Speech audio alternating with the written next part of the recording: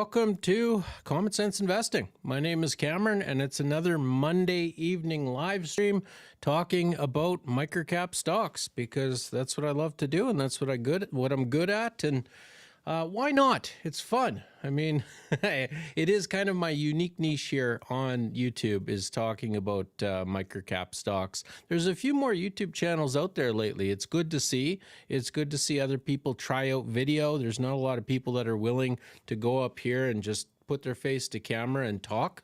So I'm happy to see. I always love building these communities of microcap investors. That is the point of my channel. That is what I love to do, is mostly educate people on microcap stocks. Show them that there is money to be made. Show people that this is a good place for retail investors to be and make money, and not necessarily investing and, arguing over Microsoft or Tesla or any of these mega cap stocks, right? It's down here in the microcap stock space. That is what I try to show. It is also microcap stock earnings season. We're still in the middle of it, maybe even just the start of it. I mean, we've been getting 2 to 3 different earnings per week. Next week is going to be busy. But this is what we're going to talk about, is some of the microcap earnings that are coming in. I have a little presentation, as always. During my presentation, feel free to chat, to drop in any comments you want. I try to keep an eye on what people are saying. Ask any questions, any stocks you want me to talk about, throw those in the chat as I go through my little presentation here. And then at the end of my presentation, I have a little Q&A, and we'll talk about anything that you want to talk about that is within my knowledge base. And you know what? Today, I really got to start today's live stream with a little bit of a laugh. I absolutely love this post here from Lee Roach because it's just so true, especially if Q2 earnings season so far, late July, so far we're August 11th, and this is exactly what I'm seeing other investors do, even myself sometimes mentally these days. My investing strategy is simple. Find a company with great fundamentals. Yep. Buy in at a can't lose price. Yep. Done that. Watch it drop 40% for no reason. Absolutely. And then update my thesis to a long-term hold. Yes, I absolutely love this. This is essentially my new theme right now. We went on a bull run there this year. Late May, June, July was an absolutely bull market for microcap stocks. A little bit wobbly lately. And I've been thinking, what is the new theme? What is the theme for Q2? And I think the theme right now is basically transitioning a lot of microcap investors from, hey, I'm looking for a quick trade and we're going to make a quick 20% gain, into, yeah, maybe this is a long-term buy and hold type stock. So congratulations, really made me laugh. And I talk about this all the time. It's fascinating how we don't talk a lot about investor education when times are good, right? Bull markets are on, and all we're talking about is picks. What stock is the next best stock? How much is it going to go up, right? Everybody's an expert. But, we get into these more bearish markets, and this is when I start to see people look for more education and start to see their strategy and whether it falls apart or not, right? Strategy is always brilliant when you're going up in a bull market. It's really, you test your strategy when times aren't as good. And that doesn't have to be a full bear market. That can be some volatility. This is kind of a modified chart from Ryan Telford. This is one of my favorite charts from Ryan Telford. Please go follow him on X for investing education and stats. But basically, this is his return drivers for 10x stocks. This is what makes a 10x stock. And, sales growth, 47%. Profit margin, which leads to, you get some sales growth that leads to hopefully some profit margin growth, 28%. And then if you get sales growth and you get profit margin growth, then that should get noticed by the market and you get multiple expansion. So these are the engines of a 10x stock: sales growth, profit margin growth, multiple expansion, right? But it's in times like these when I see just people just fall apart. They don't know what to do. Because sales growth, what if growth stops for how long? What if growth stops for a couple weeks, a couple months, a quarter, a couple quarters, a year? What if sales growth is lumpy? What if sales growth is low, but it's due to timing and it should be better next quarter? What if they have a down quarter? What if they have a down year? How do we view sales growth? Do we view it on a week-to-week basis? Do we view it on a quarter-to-quarter basis? Or do we view it on a year-to-year basis? And I find sometimes, depending on the market, is the answer I get. So, I think a lot of people in a bull market view sales growth on a week-to-week basis, or at the very most a quarter-to-quarter basis, right? Versus, we get into a bit more of a bear market and people start looking at growth on a year-to-year basis. And then finally, the same thing with profit margin growth. What are we looking at? We can manipulate the numbers to just about anything we want, depending on which metric do we use. Are you looking at EPS? Are you looking at EBITDA? Are you looking at cash? What kind of profit are you looking at? And this is one of the most misunderstood parts for microcap investors. You have to go read earnings. You get some of these companies where maybe profits are down, EPS is down, but it could be for one-time non-recurring issues that just happened this quarter. Is that a problem? Is that a long-term problem? No. Okay, but it's affecting this quarter. Is that a problem? Maybe, right? So this profit margin growth always seems so simple. Okay, we get some sales growth and then we get some profit margin growth. Simple. It gets noticed by investors and then it takes off and we got ourselves a 10x stock. It's never that easy, because then again, we get into multiple expansion and then we get into, okay, sales growth is pretty easy. Profit margin growth is learning how to read earnings, financials. Then you get into multiple expansion and it's complete investor psychology. Like, what is cheap? What is expensive? How high are you holding? Are you buying when a stock goes down? Are you selling when a stock goes down? Like, convince me to buy, right? This is what I sometimes tell people. We'll talk about, okay, what's your favorite stock today? And somebody will give me a ticker. And it's like, but that's not a convincing argument. Why? Convince me to buy, right? Tell me why you're buying. And this gets into investing psychology. How high will you hold? Some people sell too early. Other people hold too long, and they'll hold a loser too long, and it cripples their entire portfolio. So I absolutely love this. Sometimes bear market is time to go back and reflect, look at our investing strategy, see how we're doing. And I could take this graph by like Ryan Telford, which is typically a pretty simple graph. Yeah, you get sales growth, you get profit margin growth, and then it goes up, right? And all of a sudden it's very complicated. And this is just the start, right? All these scribbles all over it. But I talk about this a lot of times. And especially this joke that I just talked about, where all of a sudden, I buy a stock, it goes down 40%, and all of a sudden my thesis changes into a long-term buy and hold, right? But I do find the time target. You have to make sure you know what your target is for this company, right? Is it 12 months? Is it year over year? Because people talk about conviction, but for me, I think what's even more important than conviction sometimes is just knowing, like, when would I lose conviction? Am I going to lose conviction in a stock if next week they release a press release and I don't like the press release and I'm going to sell? Am I going to lose conviction in a stock when they have one down quarter due to contract timing?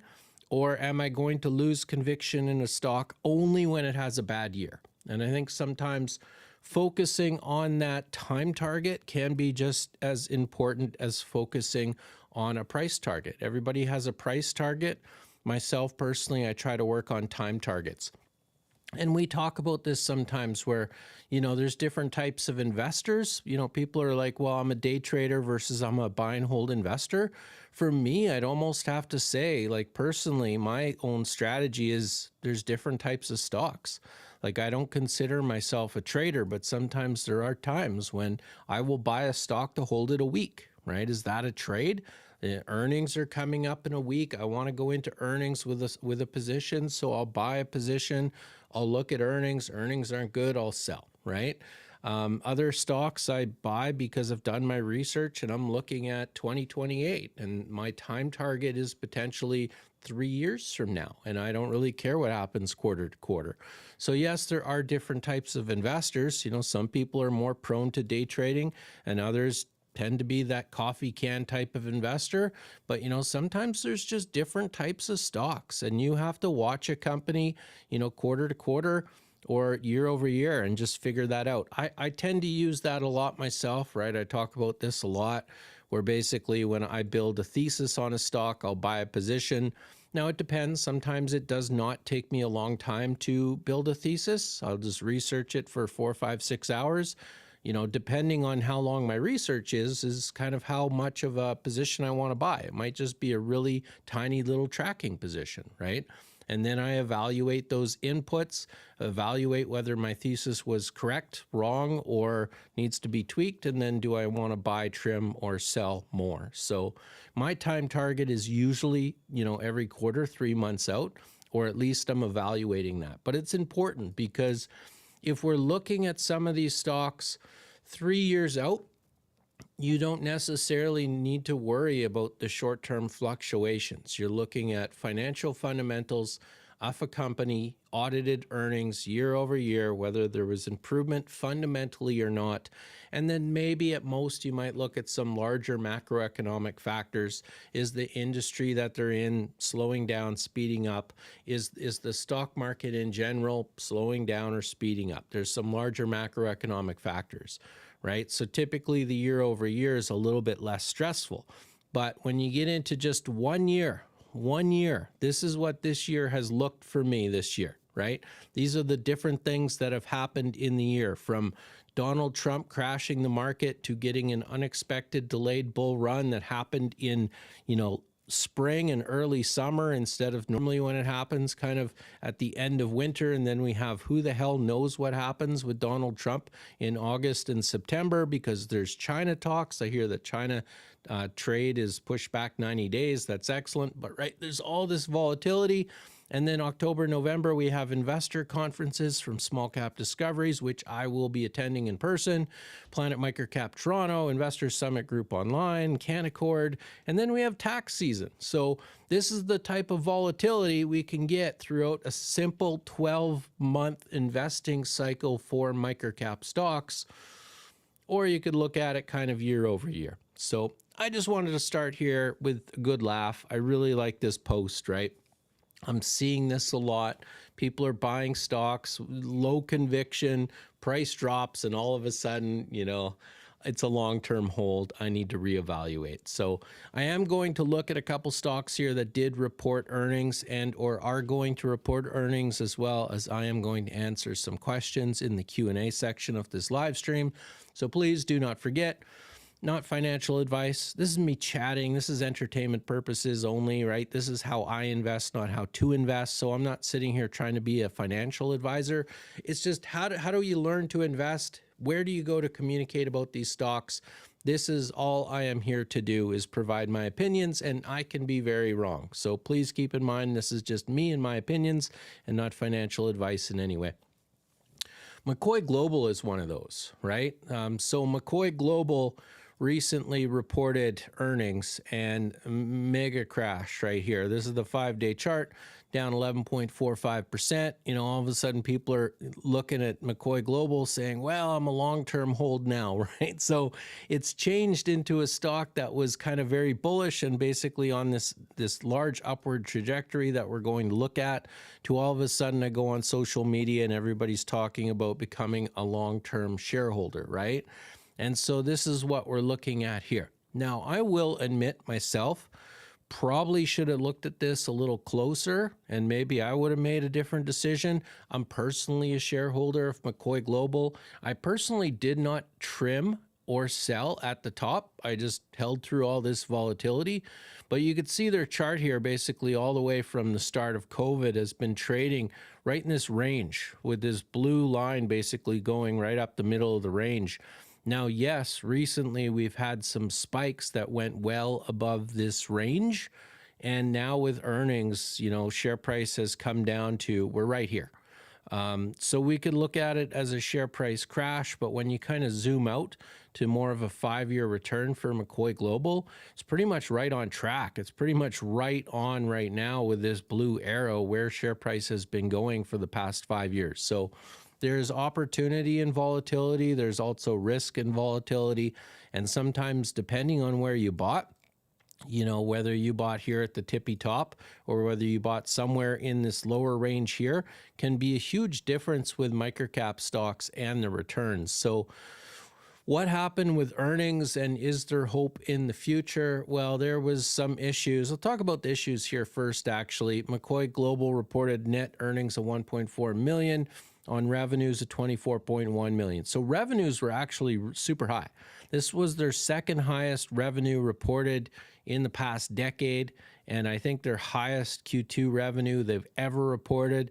The problem is that earnings per share, EPS, was impacted by higher stock-based compensation expense. Why? Because the compensation expense of those shares had to be adjusted for these share prices up here. I think in the quarter, it was adjusted to $4 per share for share-based compensation price, right? So when the share price went up, that expense also went up. Now that share price has gone down, in theory, that expense will reverse itself potentially a little bit, right?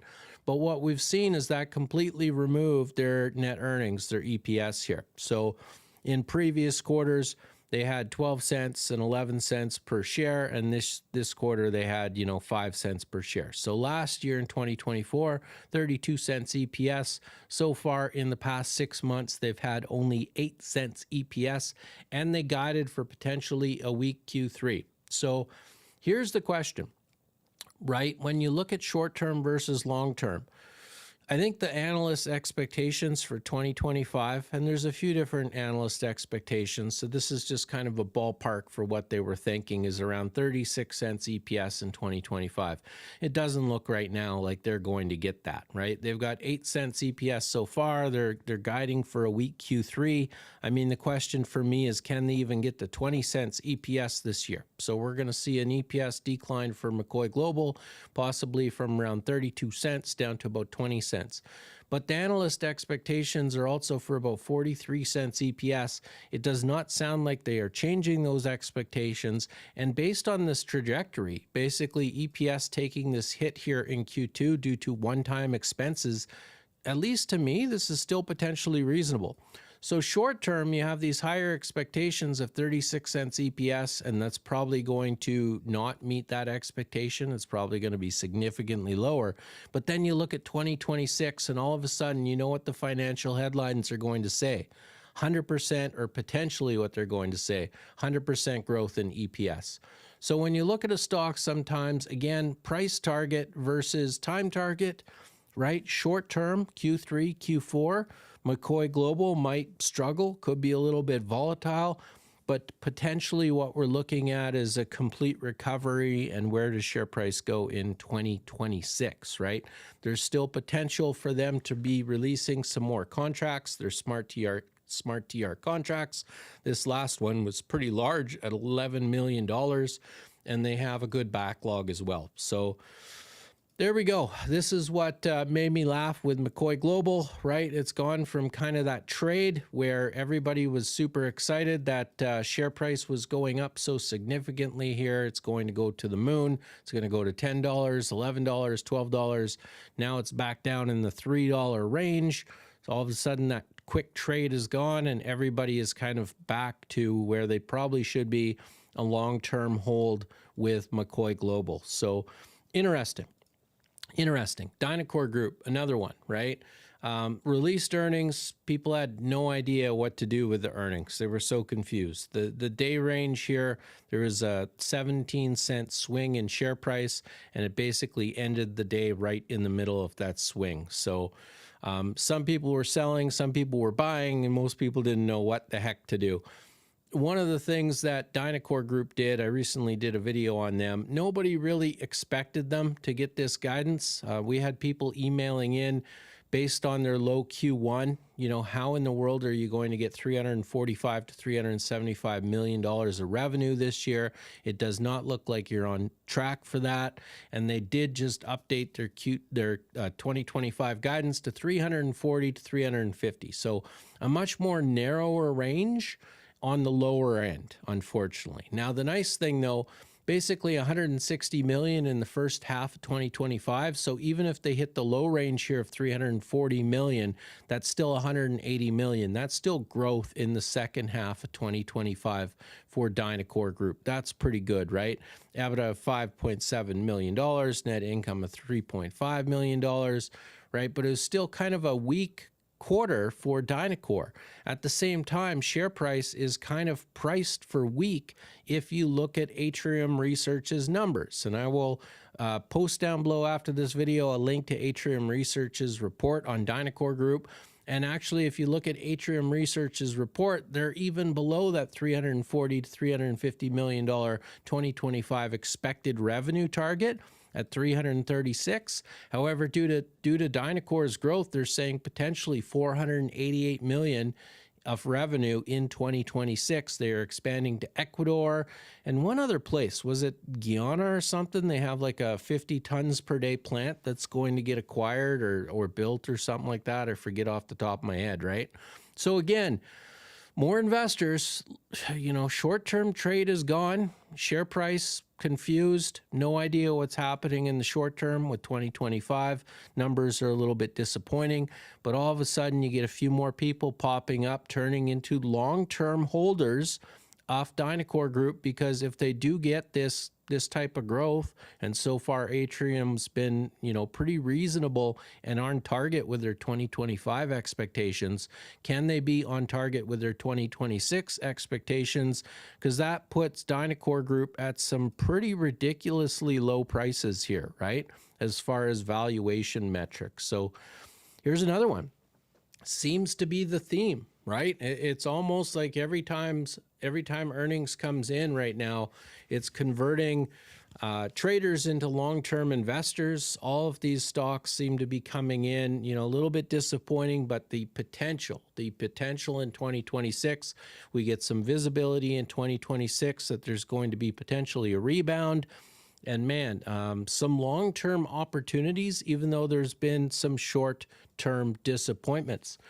CorMedix was another one, right? $10.81, down 18% on earnings, and I will 100% disagree with the market. Investors are getting distracted by the acquisition and forgetting about the financial fundamentals. Incredibly profitable with $49 million of operating cash on $79 million of revenue in 6 months, and high guidance, right? And I will zoom in on some of that guidance for CorMedix. Again, 2025, this is pro forma numbers, but they have a letter of intent to acquire Melinta Therapeutics. It's bringing in potentially $120 million of revenue. Their expected revenue, pro forma, 180 to 200 for CorMedix, 125 to 135 expected for Melinta, with some synergies. 2025 expected pro forma revenue, 305 million to 335 million. This is a $748 million market cap company, though, at $10. So we are waiting for Melinta to close to get the final terms for like how much dilution there's going to be, what the actual synergies are going to be, where this will end up as far as an enterprise value. There are some questions to ask, but again, this is another company producing a lot of cash, and when you actually take these two companies into a full year 2026, that is potentially where the potential is. Potentially maybe, right? So yeah, that is CorMedix. Their second quarter 2025 earnings beats expectations, and that's why I was confused why share price was down. This company did very, very, very well, right? Revenue is up. Net income 19.8 million, up from a loss of 14.2 million. Profit margin of 50%, up from a net loss last year. EPS of 29 cents, up from a 25-cent loss from last year. And still, share price was down 18% on earnings. So another one that was really turning day traders into long-term investors, because, the momentum's gone. The bull market seems to be gone. Earnings keep coming in. Every time earnings keeps coming in, share price keeps going down for these companies, but the financial fundamentals just keep improving. So share price coming down as we're losing momentum. However, which companies are improving the most fundamentally? You take a company like CorMedix, this is what I was talking about, right? Net sales 6 months in 2025, $78.8 million, produced $49.7 million in operating cash. That is absolutely stunning. And what is not stunning is share price, because like so often what we're seeing right now with some of these microcap stocks is share price is at the same price as it was back in October of 2024. It's amazing how many stocks out there are like this. They may have gone up a little bit, they may have gone down a little bit, and basically they are at the same price. This is a company that has improved significantly over the past year, but share price has not improved significantly. So that just seems to be a common theme these days. Couple stocks here. Which one am I looking at here? Geodrill, right? Geodrill released earnings today. Highest ever quarterly revenue, 22% increase, delivered record EBITDA, net income of $5.3 million or 11 cents per share, up quite a bit, from 4.8 million or 10 cents per share last year. Ended the quarter with cash. These are really, really, really good results, right? This is great results, earnings from Geodrill. What happened to share price? Down. Down 6%. Now, yeah, it's up. It's been benching up. I'm not saying that's bad. A nice little dip here in April, benched up, and it's at a good price, right? But again, it's hard to trade these days. The market for traders is gone. If you're going into earnings and expecting that earnings are going to be good and share price is going to pop 20, 30%, could happen. I'm not saying it won't. There's going to be a stock out there that this happens where earnings comes in and earnings are so good that share price just goes up 20%. But what I seem to be seeing over and over and over, good company reporting good earnings. And if there's any problem, if there's any crack in the thesis at all, even a tiny little minor crack, a little bit slower growth, a little bit worse EPS due to one-time expenses, whatever it is, investors are more than willing to focus on that little problem, and share price seems to be going down. And then again, they're turned into these kind of long-term investors. So still a lot more earnings to come. Don't forget, I basically go through these earnings every day in either my Patreon or my Substack. Both of those have articles where I write kind of papers and my opinion on some stocks, but mostly it also takes people to a Discord where I basically talk about stocks all day. You can go figure out which one is best for you at commonsenseinvesting.ca, and there are some stocks that have earnings coming up. So NTG Clarity Networks is presenting August 12th and or 13th in the Canaccord Genuity Growth Conference. So watch for some volume, see if somebody buys NTG Clarity Networks on these days. They will be presenting. Maybe they can convince another large shareholder or large investor to buy, or a large shareholder to buy a little bit more. And then NTG earnings are expected, I believe, on August 18th, which is Monday, right? So earnings coming up for NTG Clarity Networks a little bit sooner. Wednesday of this week is Adcore. Adcore's been trickling down, went up to 36, 37 cents. This was on the Planet Microcap Vegas conference. So it did impress enough investors to drive the share price up, at least before the conference. People were still buying. It's been trickling down, but they did say that they were expecting 20 to 25% growth this year. I think what shareholders and investors are waiting for is whether or not that is actually going to play out this year, whether they can actually execute on what they promised. And earnings are coming up on the 13th. Zoomed, I know people are excited for Zoomed. Thursday, pre-market, August 14th. Share price is trickling back up after taking a little dip down here to, I think, $1.24, $1.25 Canadian. We will soon figure out. There has been some concerns lately about the ad tech space, less spending in ad tech. Illumin, the Trade Desk, there's been a few ad tech names that have reported earnings and they were a little weak. My argument would be is that Illumin is a shitty company. Right, so that's just my opinion. Don't take my advice on that. But I do wonder if Zoom can kind of buck that trend where a company like Illumin in the ad tech space will have shitty earnings, and maybe Zoom has okay earnings. That's what I'm hoping for anyway. I know a lot of people are following this company. I will point out today, interestingly enough, $2.5 million of shares out the door in a private exchange of shares from management to somebody. I think it went to Canaccord, but who Canaccord actually sold it to, I don't know. But that is a lot of money. Shares were trading today at $1.38, and this exchange of shares happened at $1.18. So this was negotiated a while ago. So the CEO of Zoom stated that we are looking forward and excited to share this quarter's results with our investors. So you get all this excitement of earnings coming up, and then we get this notice of, insiders are selling shares right before earnings. So which is it? Is this bullish or is this bearish, right? And the one thing I will say is that, I was joking around today, if you're a naturally high anxiety person, it is really tough to be in the microcap space, right? You really have to manage your emotions because people get super excited and then they get super depressed. And it's like, it's a lot of this could be just nothing. I mean, this could just be the way the CEO speaks, and this could be just a fund that wanted to get in before earnings because not a lot of private investors have $2.5 million to dump into a microcap stock. So we'll find out soon. Earnings August 14th. And then these are supposed to be reporting earnings on Monday, August 18th.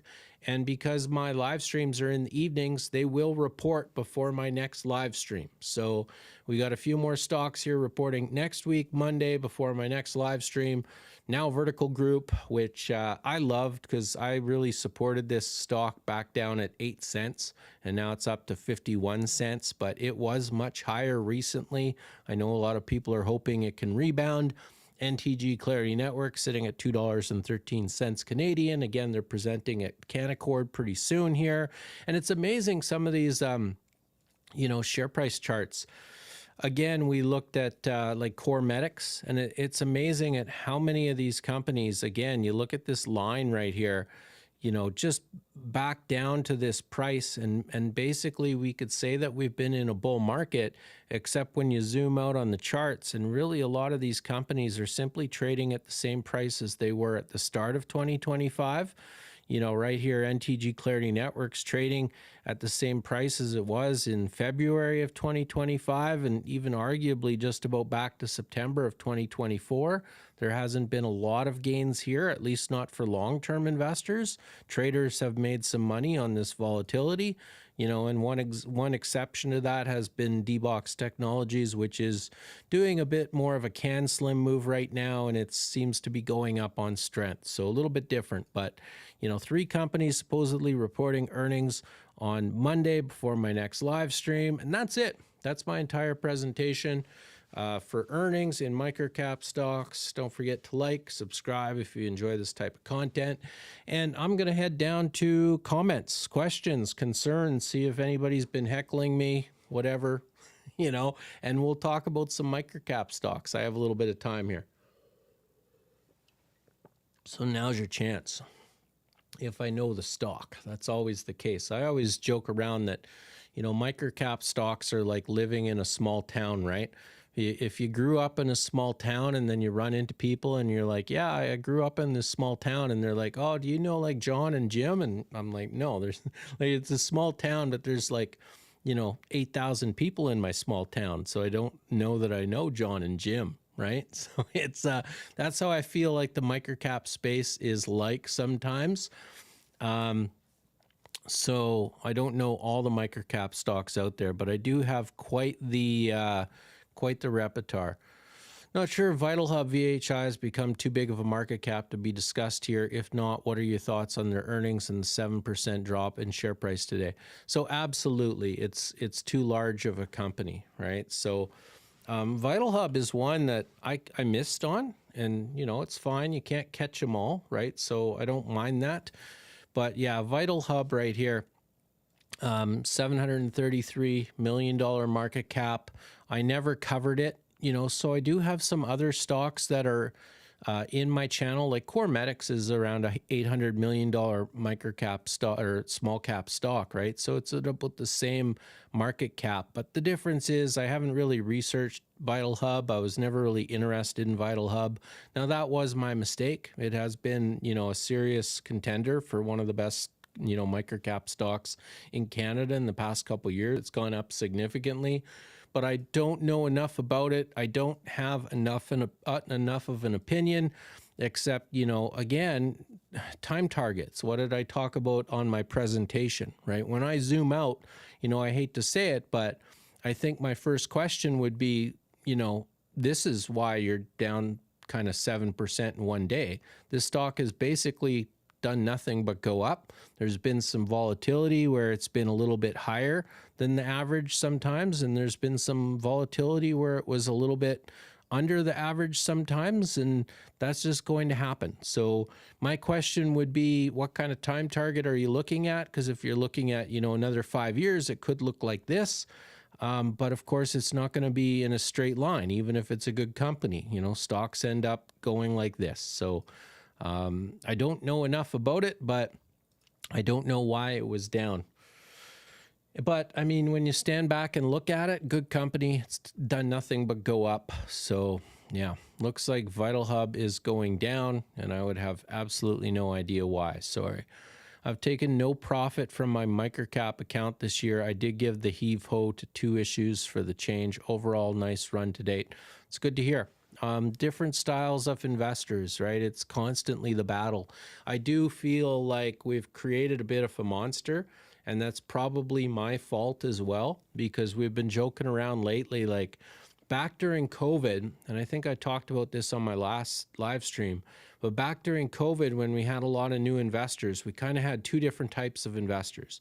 We had the day trader who was just trading like crazy, no idea what they're doing, just buying and selling stocks, most of them.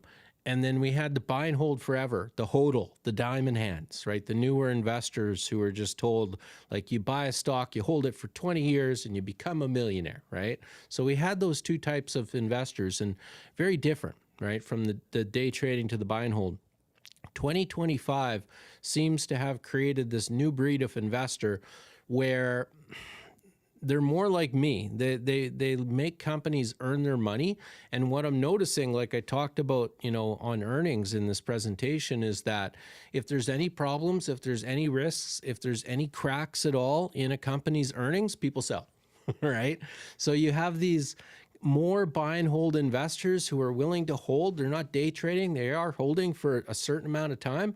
But the second there's a crack in their thesis, they're very willing to sell.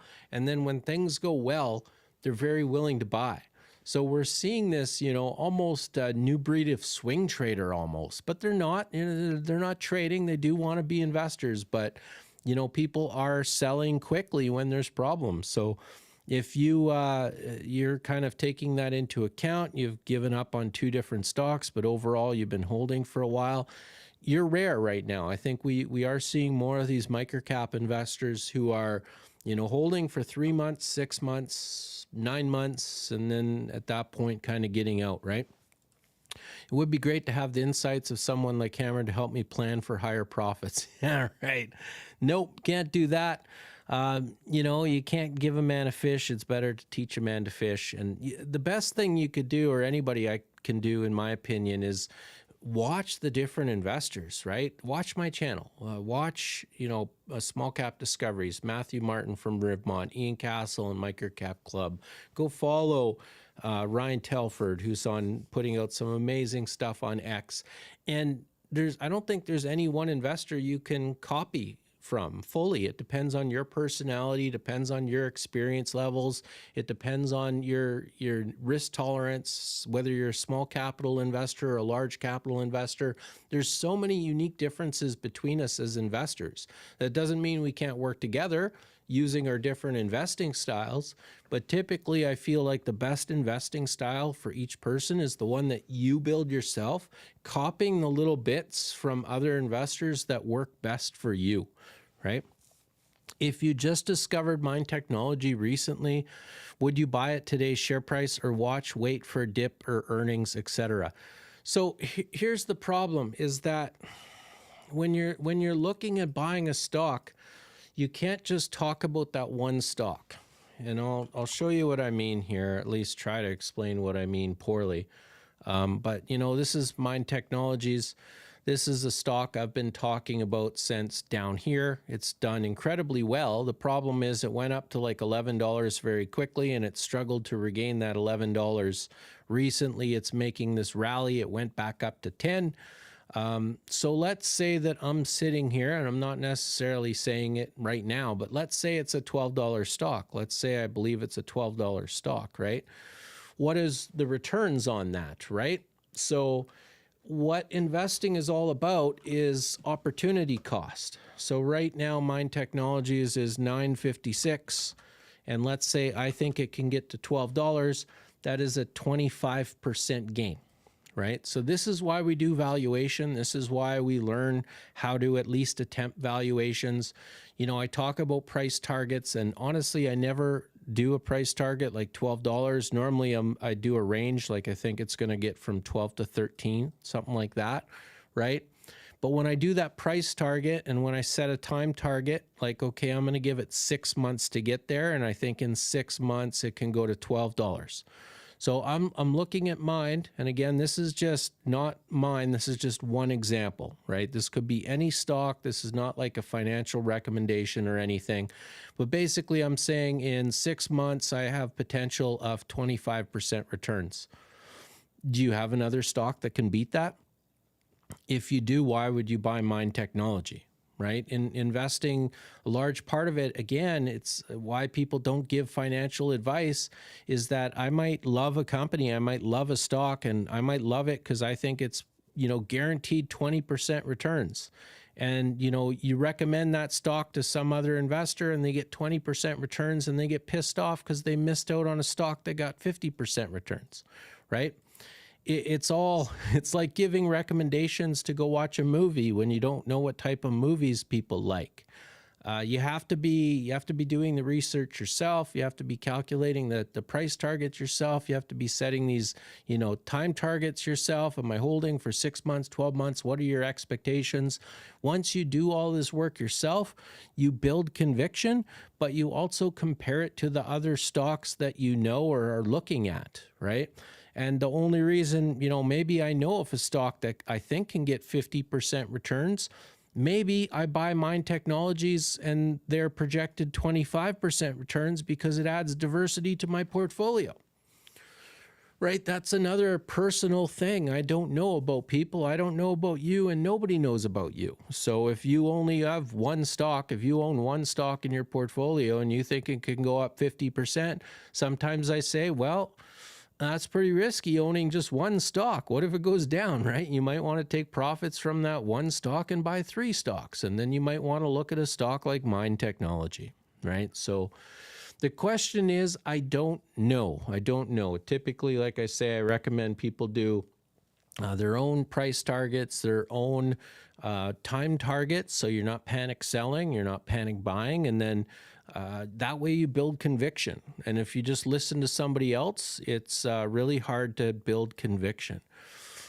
I think for Dynacor, it was Senegal it could be that 50 tons per day plant that they're opening up soon. Senegal could be. I've gone through so many earnings lately. They're starting to, I know I'm getting confused because Mind Technologies, I keep saying technologies even, I'm tired. Mind Technology has a plant in Texas that they just upgraded, and then you have McCoy Global, who's got the plant one's in Texas and one's in Louisiana, and they both upgraded a facility down there in the southern U.S. And you could tell right now, my poor mind has just got so many stocks up there rolling around. I'm getting them confused. I'm like, is Mind in Louisiana or Texas? Is McCoy in Louisiana?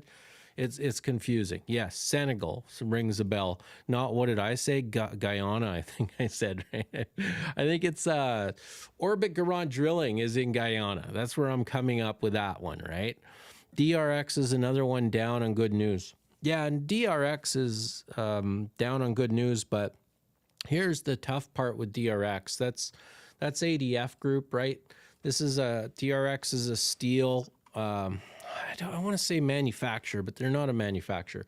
DRX takes steel and they mold it or change it using robotics into a steel structure that can be shipped out and used in, I'm not sure why my chart isn't loading here, but one of the things you have to look at is, again, personal preference.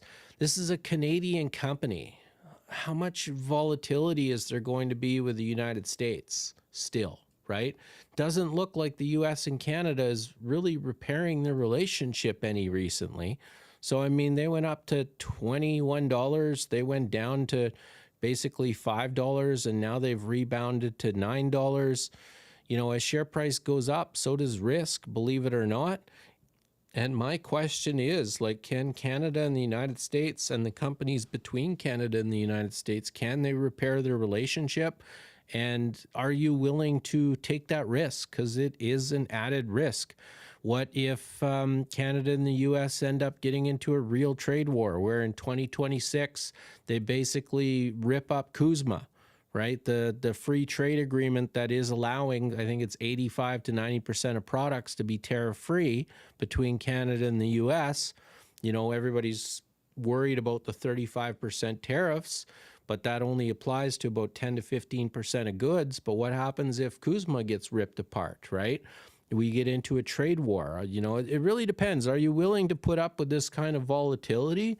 That's one of the questions I have typically for people when they get into a microcap stock, right? So down on good news, yes.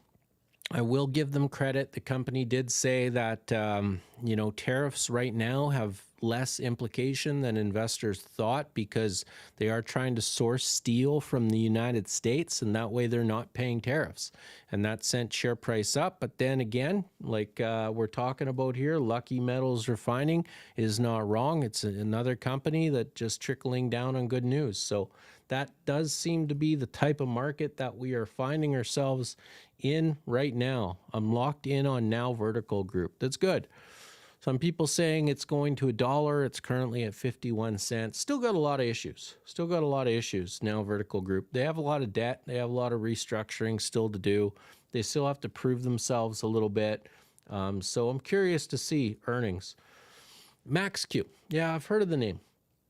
When I look it up, isn't that space company out in Nova Scotia? It's building a spaceport. Is this the one you're talking about? Maritime Launch Services. This is one of those highly speculative stocks. I made a video on them. When was it here?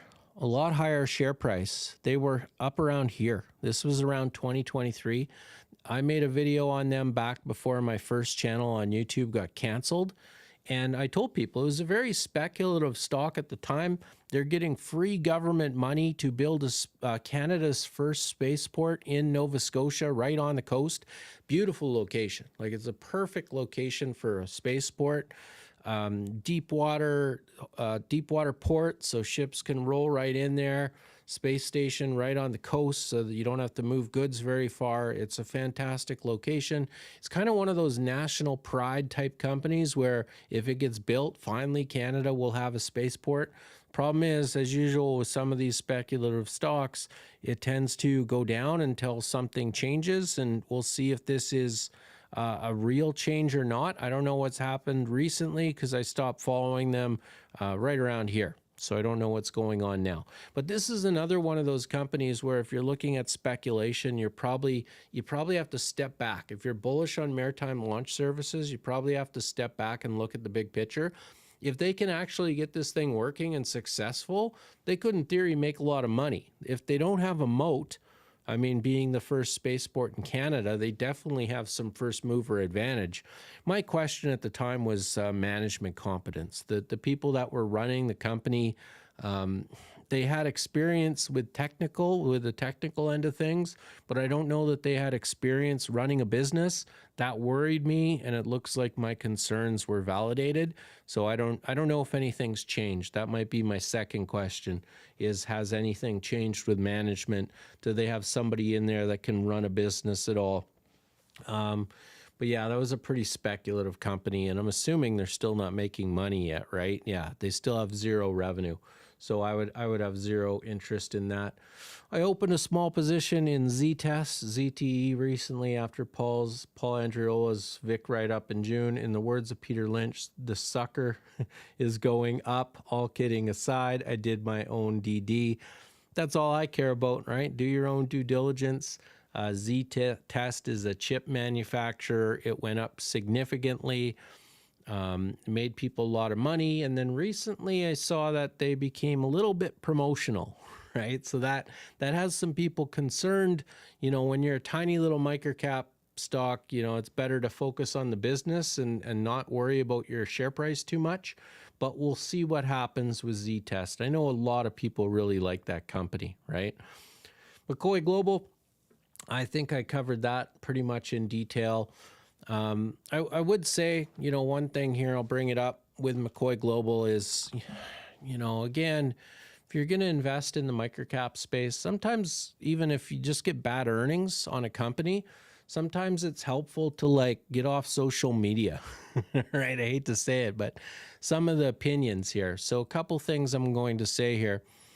They guided for a weak Q3, right? Or they warned for a weak Q3. This chart right here does not have their Q2 on it. So their Q2 is missing, but their Q2's revenues were way up here, right? $24 million for McCoy Global. Now their earnings were not as good as this, that's for sure. They were down here. Earnings were really, really low. So really good top line, really bad bottom line. They warned for the next quarter. This is the Q3. This is what they're going up against. So I know they warned that they might have a bad Q3, but their Q3 in 2024 was only 15.8 million, you know, net income of 516,000. So my question for people in Q3 is, are they warning that, you know, Q3 is going to be more disappointing than Q1 and Q2 or Q4 here, which was a good quarter, and Q2? Are they warning, you know, maybe they're going to get 19 or 20 million revenue? Or are they warning that it's going to be worse than last year's Q3? That's really my question, because year over year comparables, last year's Q3 was not a good quarter. So, I mean, they could report a down quarter of 18, 19 million and $800,000 of net income. Now, that would be a down quarter, but it would still be better than last year. So I do have that question. The other question I have is they're talking about a recovery in Q4 because of the MENA rigs potentially that they're going to be getting coming in Q4 and having a good Q4, but their last year's Q4 was really good. So, I mean, you look at McCoy Global and everybody's like, oh, it's going to be really volatile over the next little while. Maybe not, right? Q3, weak comparables, Q4, strong comparables. It looks like this year's going to be no different. They might have a weak Q3. They might have a strong Q4. Probably only going to be comparable till next year. And then really McCoy Global, like I talked about, kind of becomes a 2026 play where EPS could be fairly weak in 2025. But without some of these problems going into next year, you know, do they recover in 2026? So make sure you go run those numbers yourself. Go take a look, you know, form your own opinion. It's always fascinating and frustrating to me sometimes when I see like earnings drop and I haven't even like I'm sitting here watching the earnings drop. I haven't even read them and there's already opinions on social media. Like, how did you do that so quickly? Like I'm on paragraph 2 and you're already saying it's the worst company on earth and you're selling and the share price is crashing. Like what's going on? How is that possible? Thanks, Cameron. Looking forward to KOPN earnings tomorrow. Still over delivering and undersold. Be well. Sounds good. Any thoughts of cannabis rescheduling in the States? Could be good for hash and glow. Could be good for a lot of companies, right? Hash is, you know, because it's down, it went down to 16 cents. Now it's back up to 32 cents. It's great. But who's really benefiting from the tailwinds, at least in the media, of cannabis these days is like Romjay's up. Love V, the Canara, is up significantly. You know, the Canadian microcap stocks across the board are doing very well. Glow itself is too soon. It's too small of a company. A Glow is more of a 2026 play, in my opinion. And then Simply Solventless, the hash fee really needs to earn back trust, climb that wall of worry, like Paul Andreola would say. So they're not quite getting the same benefit, at least right now.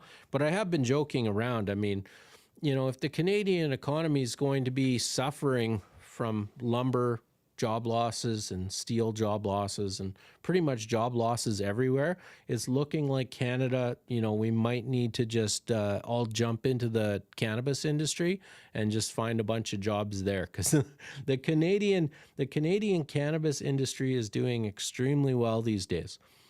Just got into small caps. I'm doing quite well. I have a few screens and basically just look at fundamentals. Thanks for providing this channel. It's fun to watch. It's fun right now.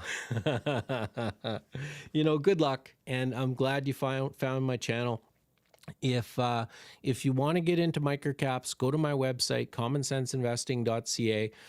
There's a page called resources. On that resources page, I have an Excel spreadsheet that says, follow the best microcap investors. And on that spreadsheet, I have links to all of the X accounts, websites, Substacks of everybody that I recommend or that I follow in the microcap space. So if you want to get a fast track on who to follow in microcaps that I trust and have built relationships with and that aren't just pumping stocks, commonsenseinvesting.ca, resources page, link to the Excel spreadsheet right there. And it'll take you to a whole bunch of good microcap investors.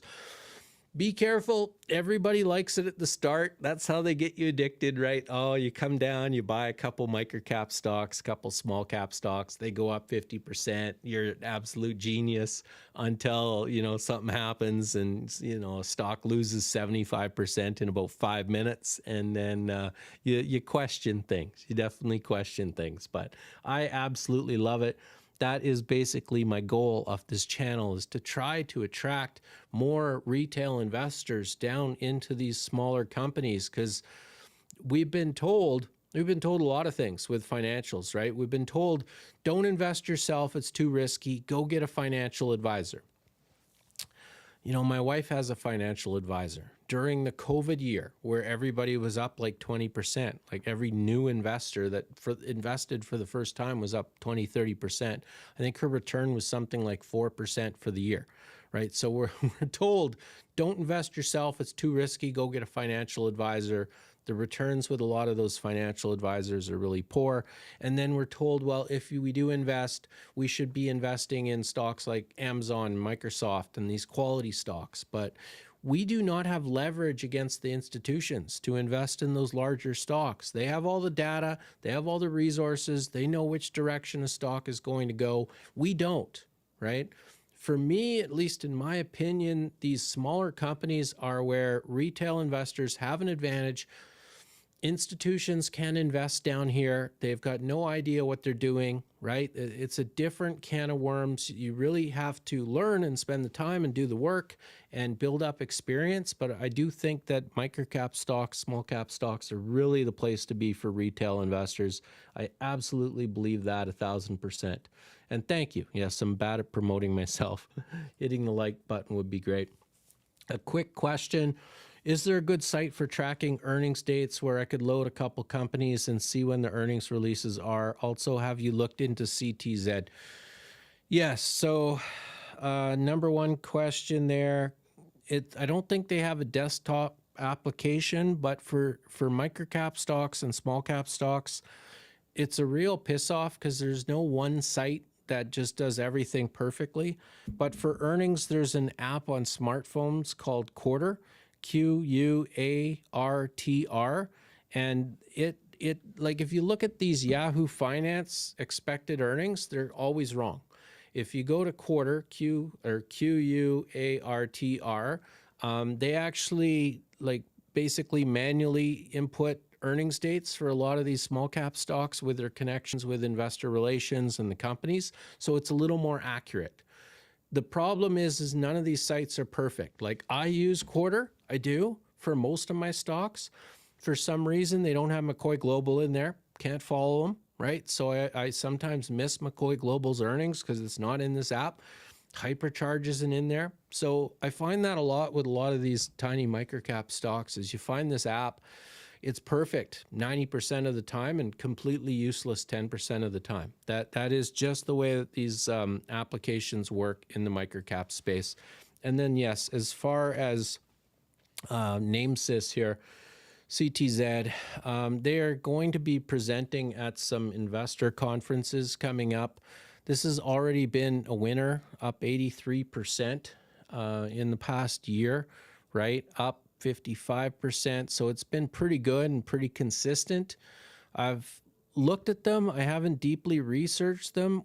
You know, digital banking, it's tough for me. We did, this channel was fairly bullish on Payfair.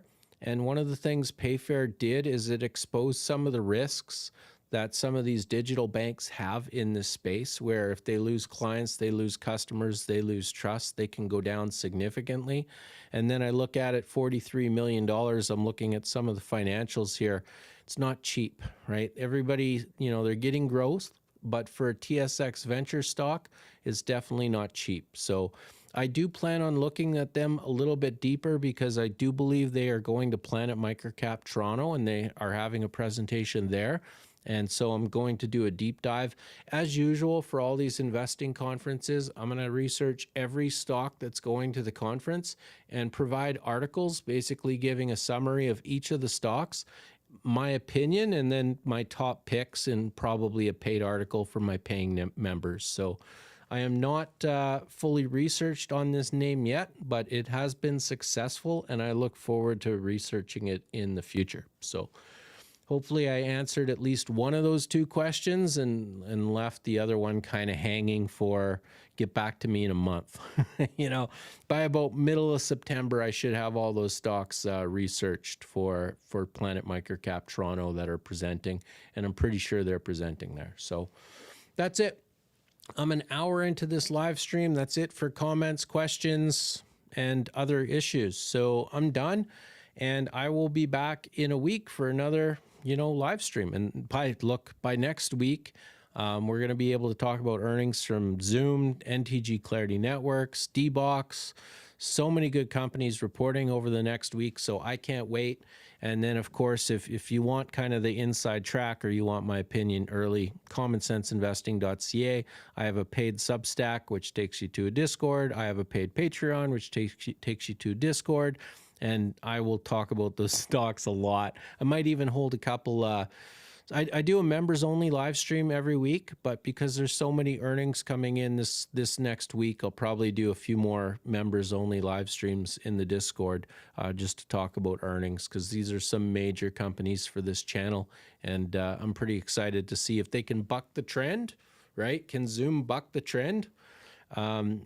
And go up on earnings, or are we going to keep following this trend of companies report good earnings and share price goes nowhere? I can't wait to see, right? So we'll find out, and I'll see you in a week. Thanks for watching. As always, you've been watching Common Sense Investing. My name is Cameron.